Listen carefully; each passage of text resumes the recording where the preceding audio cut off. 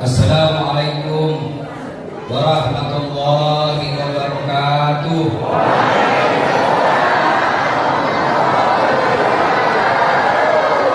Alhamdulillahirabbil alamin. Wa bihi nasta'inu ala umuri dunya waddin. Asyhadu an la ilaha illallah wa asyhadu anna Muhammadan abduhu wa rasuluh. Allahumma salli ala sayyidina Muhammad wa ala alihi wa sahbihi ajma'in, amma ba'd. Faqad qala Allah subhanahu wa ta'ala fi kitabil karim. Bismillahirrahmanirrahim. Ya ayyuhalladzina amanu udkhulu fis-silmi kaffatan wa la tattabi'u khutuwatis syaitan innahu lakum aduwwun mubin. Wahai orang-orang yang beriman, masuklah engkau ke dalam Islam secara sempurna, secara total. Jangan Islam pencitraan. Kalau mau pilkada, penampilanmu kayak ulama.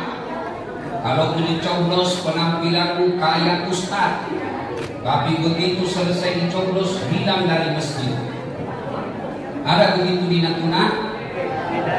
Ada? Nah, kau salah, kenapa kau pilih?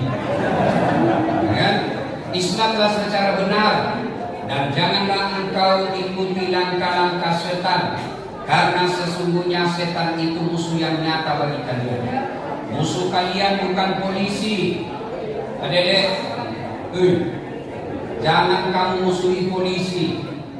Itu yang ada kita lihat 3 bulan terakhir ini, film Rambo. Itu cuma satu di antara 470.000 polisi. Masih banyak polisi kita yang baik. Kita doakan pimpinan pucuk, pimpinan Polri memberikan jabatan dan kekuasaan polisi kepada polisi-polisi yang baik. Ibu-ibu, kalau hilang kompormu, siapa kau cari? Bapak-bapak, kalau diperkosa anakmu, siapa kau cari? Polisi kan? Mobil macet, sepi ceramah, saya baca Yasin, mobil pun tidak gerak. Tapi begitu datang polisi lalu lintas, jangan. Maka jangan musuhi polisi. Polisi juga jangan musuhi ulama. Karena kalau kau mati, siapa yang bungkus kau? Iya toh? Maka yang baik, polisi, tentara, lindungi ulama. Ulama, doakan polisi menjadi polisi yang baik, bersinergi menjaga guna-guna.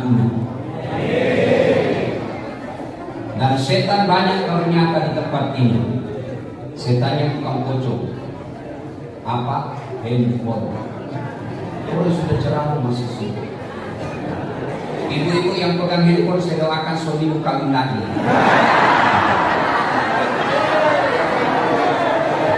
Amin. Ibu-ibu yang pegang handphone, saya doakan suamimu kawin lagi. Amin. Kawin itu nanti suami. Simpan dulu handphone. Adik-adik tidak usah rekam ya. Dengar saja, insya Allah ini manfaat. Pertama sekali, adik-adik, saya mau tanya. Pak Bupati kasih kamu iPhone 13. Mau? Adik-adik remaja mau dikasih handphone? Tapi begitu kau dikasih langsung tuli. Mana yang mau? Mana kau pilih tuli dengan handphone? Kan? Untuk apa handphone kalau sudah tuli? Berarti yang mahal bukan handphone, yang mahal bukan jaringan, yang mahal telinga. Allah kasih ke telinga gratis, tidak perlu bayar. Hebatnya lagi telinga Bapak sekalian, tempatnya proporsional.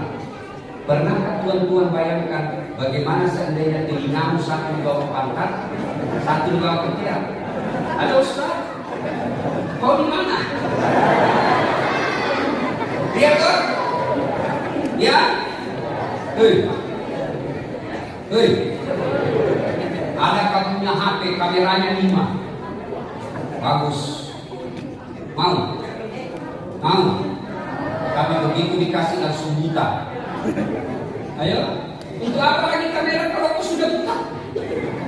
Berarti yang mahal bukan handphone, yang mahal bukan kamera, yang mahal apa? Mata. Mata. Alhamdulillah Allah kasih kau mata gratis. Ada kawan saya dulu ratusan juta duitnya habis sampai ke Singapura hanya untuk bikin air mata palsu. Adik-adik, bapak-bapak, saudaraku, tahu tidak kenapa matamu tidak pergi ketika berkedip begini? Karena ada air mata. Dan itu kawan saya, sudut kiri kanan adik kalau pulang kau lihat di cermin kasih gimana tamu, lihat ada lubang di situ. Dan kawan saya ini tertutup itu kering lubangnya. Habis duitnya ratusan juta hanya bikin air mata palsu dan itu pun perih sakit. Kalian gratis. Hebatnya ini matamu dia bisa bedakan mana istri, mana tetangga. Bayangkan kalau ini mata tidak bisa bedakan mana istri, mana tetangga. Dan tukar-tukar istri di pulau. Kenapa ini lain-lain rasanya? Ternyata tetangga punya suami. Iya Pak.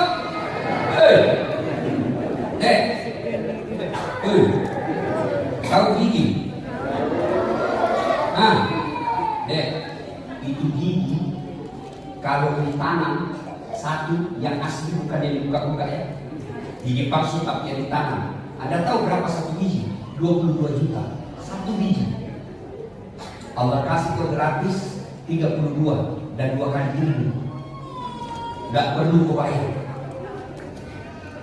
Dan hebatnya lagi di gigimu sejak kecil sampai sekarang dibatasi ilmunya, dibatasi panjangnya. Bayangkan kalau gigimu ini tumbuh seperti rambut, gondrong semua lalu lumpuh. Saya yakin Pak Bupati tidak terpilih kalau mulutnya gondrong ini. Iya toh? Ya. Lihat bagaimana putihnya wajahnya Pak Wakil, Pak Sekda, halus mulutnya, halus pipinya, halus kulitnya, tapi giginya lebih. Tidak cakep lagi kau bos. Allah Akbar. Adik-adik, tahu Lionel Messi? Tahu Ronaldo, Muhammad Salah? Itu nilai gajinya triliunan uang Indonesia 1 bulan. 1 bulan bisa menghidupi Pulau Natuna 2 tahun. Gajinya Messi. Apakah karena hebat Messi? Tidak. Kenapa dia bisa hebat begitu? Karena Allah kasih kaki lututnya bisa bengkok. Mana bisa Messi main bola kalau lututnya tidak bisa bengkok?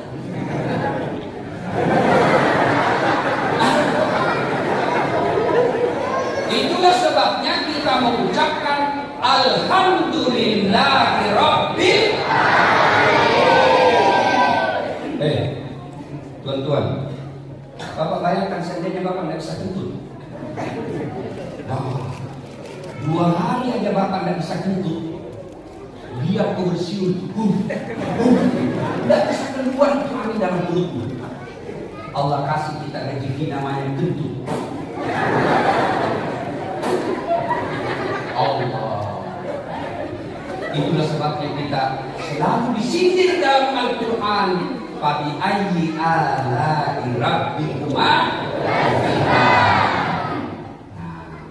Tapi saudara, ada nikmat yang tidak bisa kalian uangkan, yaitu nikmat iman.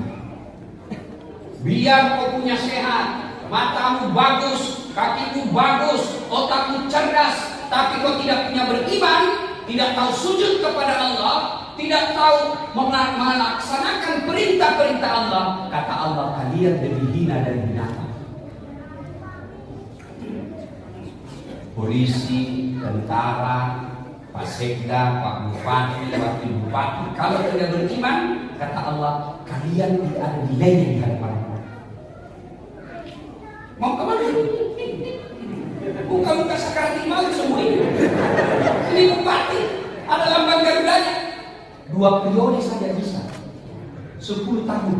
Biar hebat, dicintai rakyat, masih mau pakai dia 10 tahun pakai Garudanya. dibilang orang gila, sudah lewat jabatanmu.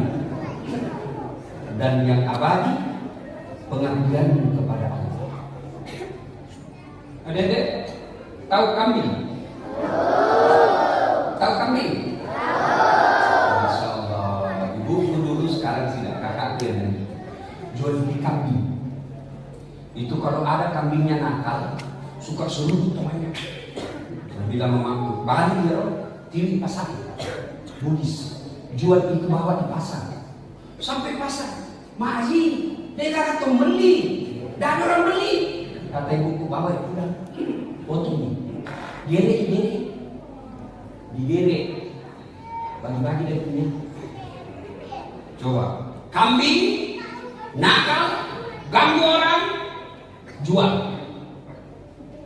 Tidak ada yang beli, potong, dagingnya jadi sate, tanduknya jadi perhiasan, pipinya jadi sop pipi, lidahnya sop lidah, perutnya jadi coto, kakinya sop kiki, apalagi? Semua dipakai. Kulitnya jadi perhiasan, bahkan pelernya di kampungku dibakar, digigit enak rasanya. Pernah makan peler kambing toh? Coba aku bakar, enak. Bapak-bapak yang lemah sahabat, kau makan itu peler kambing, katanya itu buat. Itu kambing, nakal, jual, tidak ada beli, potong. Kalau ada warga Natuna, ASN, malas masuk, kasar mulutnya, jelek mukanya, bau mulutnya, keteknya busuk, suka ngambil duitnya orang, diapain? Jual. Siapa mau beli? Ayo, siapa mau beli orang jelek itu? Jual, siapa mau beli? Potong. Siapa mau makan pelernya?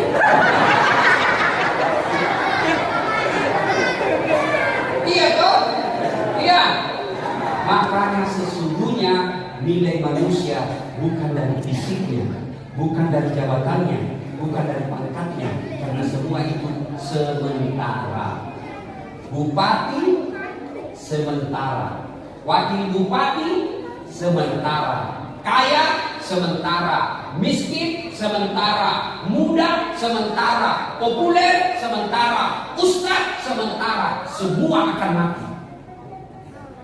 Orang kaya mati, orang miskin mati, raja-raja mati, rakyat biasa mati, anak kecil mati kau.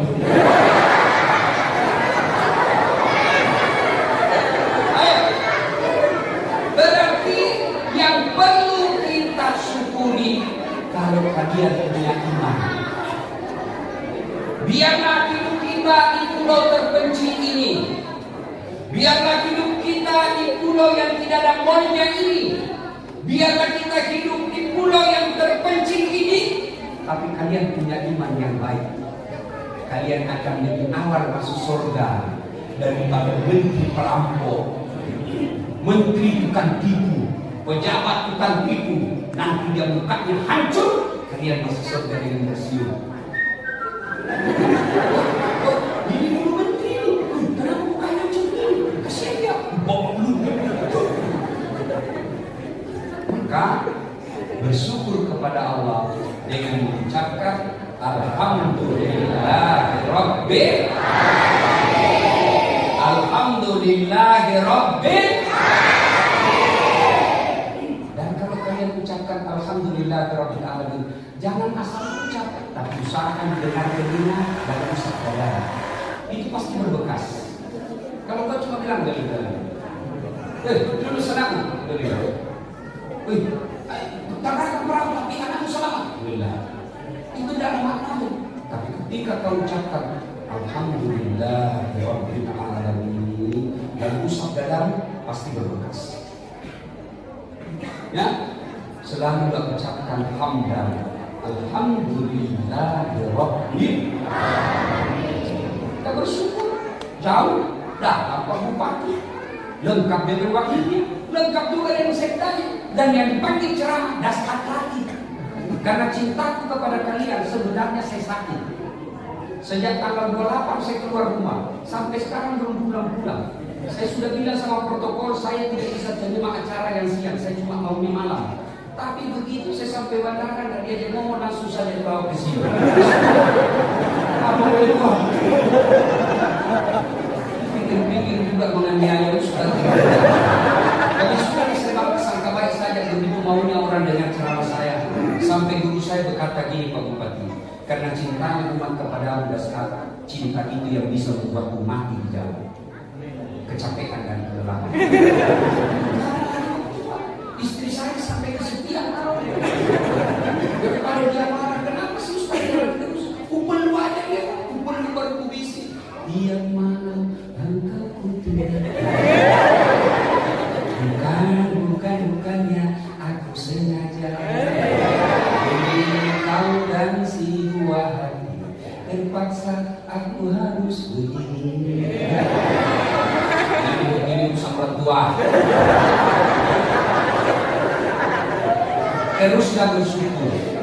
Adik-adik, apa enaknya tinggal di kampung seperti ini, pelosok seperti ini, pulau kecil seperti ini. Enaknya kalian lebih jauh dari dosa. Kalau kami yang tinggal di kota, Masya Allah, baru keluar 10 meter dosa sudah di jalan berkeliaran. Itu cewek-cewek yang seksi. Baru 10 meter jalan, sebelah kanan ketek, sebelah kiri dada, di depan kita paha, bosan. Terus itu mata. Masa saya mau keluar rumah begini terus? Nanti saya orang beda. Kalau kalian di sini, alhamdulillah saya bilang sama Pak Bupati tadi, saya jadi teringat zamannya Pak Harto. Disambut kita, gadis-gadis Melayu, cowok-cowok Melayu yang masih polos. Alhamdulillah. Itu di Makassar, di kota Jakarta. Aduh. Roknya sempit, bajunya sempit, kelihatan dadanya, yang di atas turun ke bawah, yang ke bawah di atas. Dia bilang mahasiswa, kenapa kok dia Ustaz? Ya pasti dilihat. Tidak dilihat. Dilihat dosa, tidak dilihat barang bagus. Nah, kalau kalian di sini, di pelosok ini, alhamdulillah matamu terpelihara. Iya toh? Maka ucapkan alhamdulillah rabbil alamin. Dua, oleh-oleh. Tadi Qari membaca, yarfa'illahu alladhina amanu minkum walladzina utul ilma darajat. Allah mengangkat beberapa derajat di antara kalian, orang yang beriman dan berilmu pengetahuan. Adik-adik tahu masyarakat jahiliyah? Tahu masyarakat jahiliyah? Jahiliyah zaman sebelum Nabi lahir. Zaman jahiliyah itu, di zamannya sebelum Nabi lahir, itu perempuan boleh tukar-tukar. Misalnya tetangganya judi. Oke, apa taruhannya? Istriku cantik, saya pakai istri muda 1 bulan. Itu tahu perempuan ada nilainya zaman jahiliyah. Bahkan perempuan dianggap baik. Kalau lahir perempuan bayi perempuan dikubur hidup-hidup. Sana waktu itu zaman jahiliyah, judi dianggap kebiasaan. Mabok-mabok dianggap tradisi. Tidak ada nilainya manusia. Maka turun perubahan peradaban, dihadirkan Nabi. Apa yang Allah turunkan untuk memperbaiki jahiliyah ini? Apa yang Allah turunkan? Pertama Allah perintahkan apa? Iqra, baca. Berarti kalau mau memajukan natuna ini, tolong perhatikan pendidikan. Pak Bupati, Wakil Bupati, Pak Sekda, biarlah mungkin sumber daya alam kita ada di laut, tapi itu pun dipotong.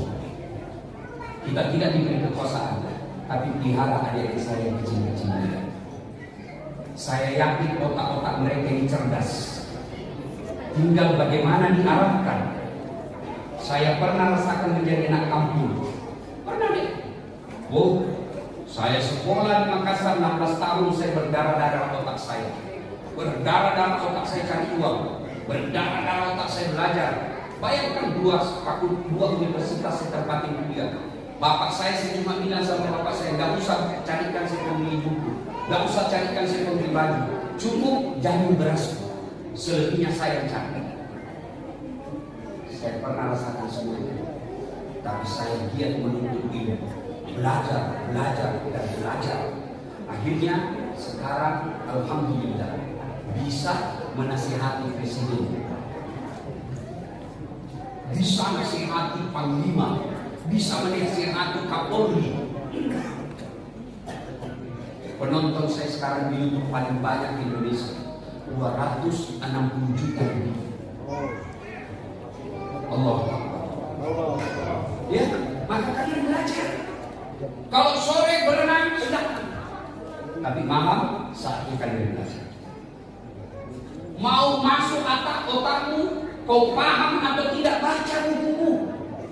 Itu prinsip bapak saya dulu. Baca bukumu. Kalau kau baca 10 lembar, masa tidak tinggal biar setengah lembar.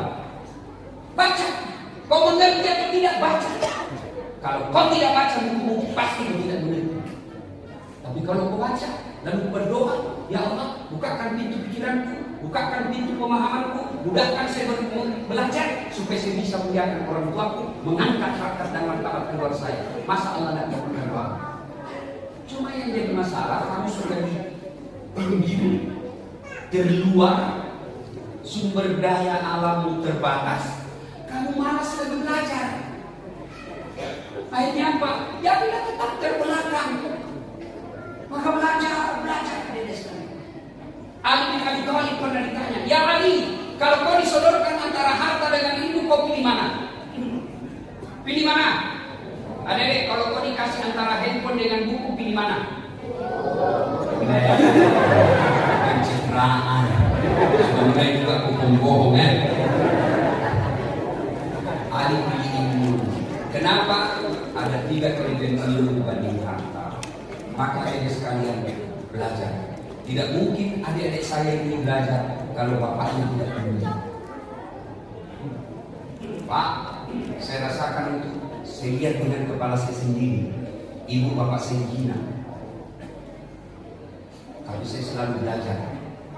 Kalau di kampung, jangan orang lain, keluarga sendiri yang menghina kita, Pak. Kalau kita tidak ada harapan.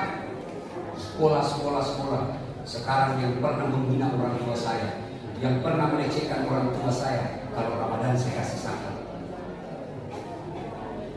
Maka belajar kalian. Dan ini di depan kita ini pasti pensiun. Siapa yang ganti? Kalian. Tapi tidak mungkin kalian bisa ganti kalau kau goblok. Bele-bele.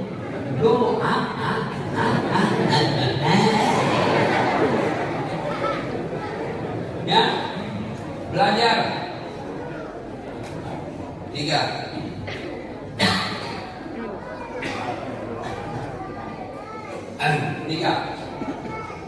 Iman, ilmu, yang paling penting akhlak.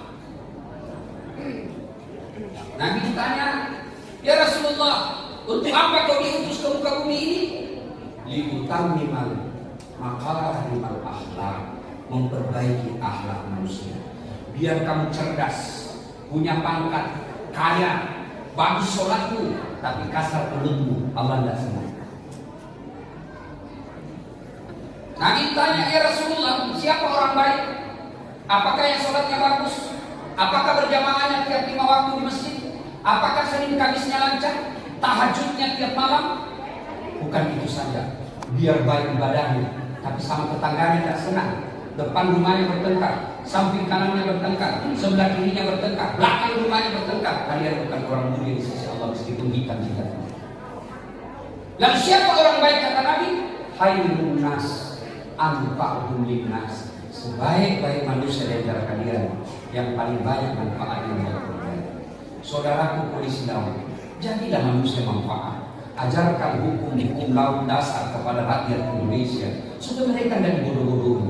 Saudaraku polisi lalu lintas, ajarkan masyarakat supaya kau menjadi polisi yang bermartabat. Saudara di tentara, ajarkan kecintaan. Itulah sedekahmu kepada rakyat. Sedekah saya adalah ilmu.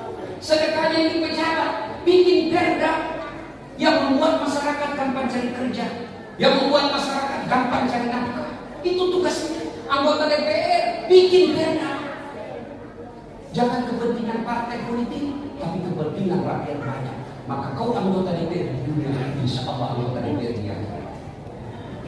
Pernah dengar anggota DPR dia bilang, cerita ini cerita, masuklah penghafal Quran surga. Tiba-tiba dalam surga, diletik, kenapa banyak dewan di sini? Nah di kampung banyak kita di penjara. Dia berprotes sama mereka, kenapa banyak mereka dewan di sini? Dan di negara saya banyak ditangkap. Kata mereka, besok dibunuh. Dia cuma reses. Sebentar lagi balik tempatnya. Salatullah, salatullah ala taha rasulillah. Salatullah, salamullah ala yasin habibillah. Tuan-tuan, bapak-bapak, ya sudah terlanjur, tidak mungkin bapak jadi insinyur, tidak mungkin bapak jadi dokter. Maka muliakan dirimu dengan apa?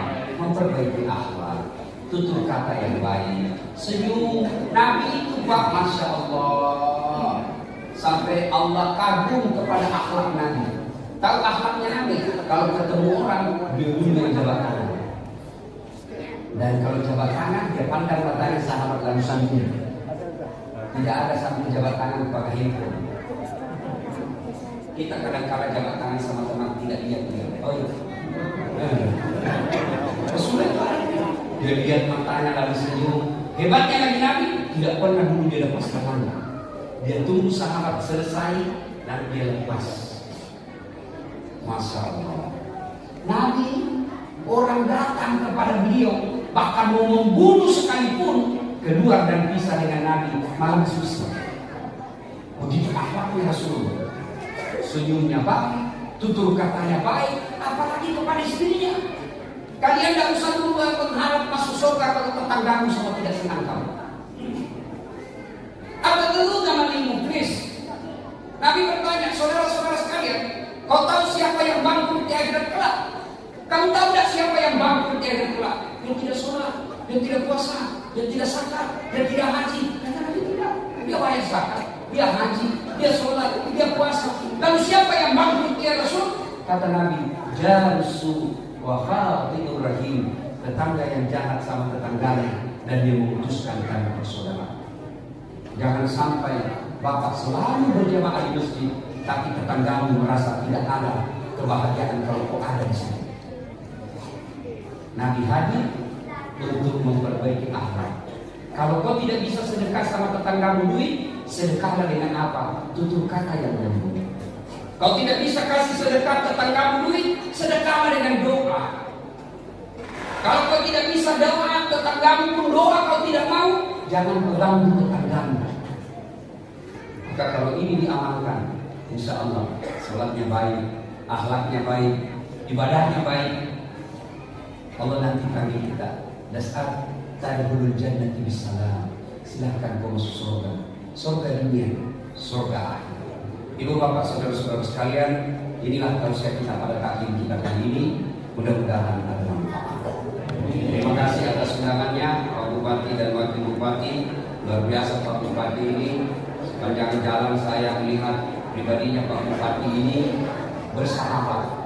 Orang boleh bilang welcome. Ya, bagus. Wakilnya juga bagus.